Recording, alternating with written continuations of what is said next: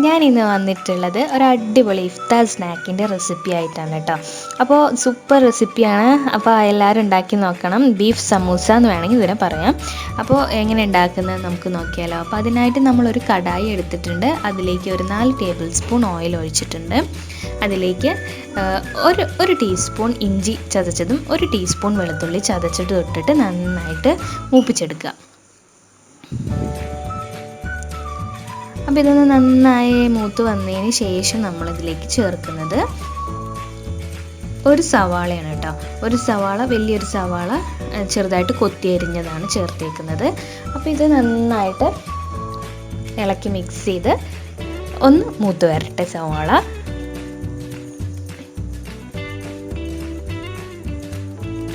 ഇനി നമ്മൾ അതിലേക്ക് അപ്പോൾ സവാള ഇപ്പോൾ നന്നായിട്ട് വഴണ്ടി വന്നിട്ടുണ്ട്. അപ്പോൾ നമ്മൾ ഇതിലേക്ക് ഇപ്പോൾ കുറച്ച് മല്ലിയിലയാണ് ചേർക്കുന്നത്. അപ്പോൾ മല്ലിയിലയും സവാളയൊക്കെ കൂടി ഇട്ടിട്ട് നന്നായിട്ട് മിക്സ് ചെയ്തെടുക്കുക. അപ്പോൾ അതൊന്ന് മൂത്ത് വന്നതിന് ശേഷം നമ്മളിതിലേക്ക് ചേർക്കുന്നത് 1 ടീസ്പൂൺ മീറ്റ് മസാലയാണ് കേട്ടോ. അപ്പോൾ മീറ്റ് മസാലയും കൂടി ഇട്ടിട്ട് നന്നായിട്ട് ഇളക്കി മിക്സ് ആക്കി എടുക്കുക. വളരെ പെട്ടെന്ന് ഉണ്ടാക്കാൻ പറ്റിയ ഒരു സ്നാക്കാണ് കേട്ടോ. അപ്പോൾ ഇനി ഇതൊന്ന് മൂത്ത് വന്നതിന് ശേഷം നമ്മൾ ചേർക്കുന്നത് ബീഫ് ഒന്ന് ക്രഷ് ചെയ്തെടുത്തതാണ്. മിക്സിയിലിട്ടിട്ട് ചെറുതായിട്ടൊന്ന് പൊടിച്ചെടുത്തത് കേട്ടോ. അപ്പോൾ ഈ ബീഫ് എന്ന് പറയുന്നത് തലേദിവസത്തെ കറിയിലത്തെ ബീഫാണ് കേട്ടോ.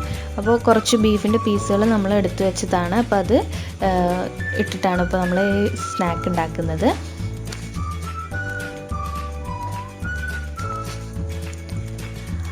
ഇനി നമ്മൾ അതിലേക്ക് കുറച്ച് ഉപ്പാണ് ചേർക്കുന്നത്. ടേസ്റ്റ് ചെയ്ത് നോക്കിയിട്ട് ഇനി നമ്മൾ അതിലേക്ക് കുറച്ച് ഉപ്പാണ് ചേർക്കുന്നത്. എന്നിട്ട് നന്നായിട്ട് ഇളക്കി മിക്സ് ആക്കുക. അപ്പോൾ ഇതാണ് നമ്മുടെ ഫില്ലിങ്. അപ്പോൾ ഫില്ലിങ് റെഡി ആയിട്ടുണ്ട് കേട്ടോ. ഇനി നമുക്ക് വേണ്ടത് സമൂസ ഷീറ്റാണ്. അപ്പോൾ ഈ സമൂസ ഷീറ്റിൽ നമ്മൾ ഫില്ലിങ് ഇട്ടിട്ട് സമൂസയുടെ ഷേപ്പിൽ തന്നെ മടക്കി എടുത്തിട്ടുണ്ട്. അപ്പോൾ ഇഷ്ടമുള്ള ഷേപ്പിൽ നിങ്ങൾക്ക് മടക്കി എടുക്കാം കേട്ടോ. നമ്മളിതിൽ സമൂസയുടെ ഷേപ്പിലാണ് മടക്കി എടുത്തേക്കുന്നത്. അപ്പോൾ മടക്കുന്നൊന്നും നമ്മളിതിൽ കാണിച്ചിട്ടില്ല, ഫില്ലിംഗ് ആണ് കാണിച്ചിട്ടുള്ളൂ കേട്ടോ. അപ്പോൾ ഇനി ഇതിൽ കടായി എടുത്തിട്ട് ആവശ്യത്തിന് ഫ്രൈ ചെയ്യാനുള്ള ആവശ്യത്തിനുള്ള ഓയിലാണ് എടുത്തേക്കുന്നത്. അപ്പോൾ അതൊന്ന് ചൂടായി വന്നതിന് ശേഷം നമുക്കിത് എണ്ണയിലേക്ക് ഇട്ട് കൊടുക്കാം.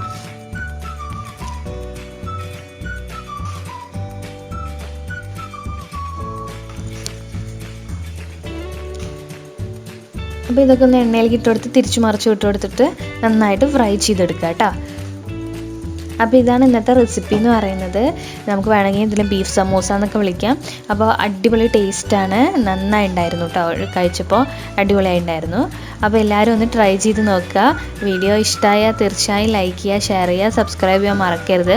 നമ്മളിതിൽ സമൂസ മടക്കുന്നതൊന്നും കാണിച്ചിട്ടില്ല കേട്ടോ. അപ്പോൾ എല്ലാവർക്കും അറിയാമെന്ന് വിചാരിക്കുന്നു. ഇഷ്ടമുള്ള ഷേപ്പിൽ വേണമെങ്കിൽ മടക്കിയെടുക്കാം. ഏത് ഷേപ്പിൽ വേണമെങ്കിലും നിങ്ങൾക്ക് ആക്കിയെടുക്കാം കേട്ടോ ഷീറ്റ് കൊണ്ട്. അപ്പോൾ ഇതാണ് നമ്മുടെ ഇന്നത്തെ റെസിപ്പി.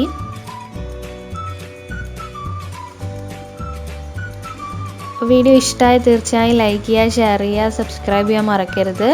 അപ്പോൾ അടുത്ത വീഡിയോ ആയിട്ട് നമുക്ക് വീണ്ടും കാണാം.